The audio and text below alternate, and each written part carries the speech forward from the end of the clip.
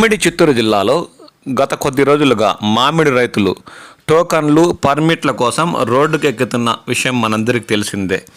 తాము పండించిన పంటను ఫ్యాక్టరీలకు తోలి వచ్చిన కాడికి డబ్బులు చేసుకోవాలన్న వారి ఆశపై నీళ్లు చల్లుతూ ఫ్యాక్టరీ యాజమాన్యాలు వారికి సరైన సమయంలో టోకన్లు పర్మిట్లు ఇవ్వకపోవడంతో వారు నిరసన తెలుపుతూ రహదారులపై ధర్నాలు చేపట్టిన సంఘటనలు మనం చూస్తూనే ఉన్నాం.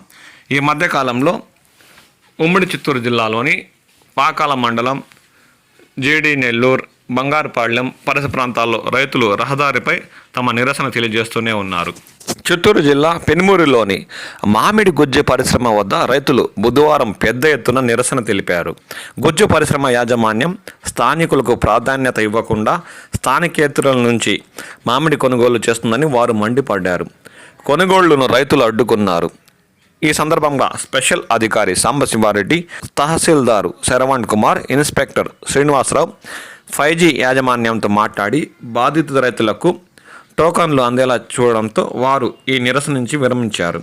లేదంటే తీవ్ర ఉద్రిక్తత పరిస్థితి నెలకొనేదని వారు పేర్కొన్నారు.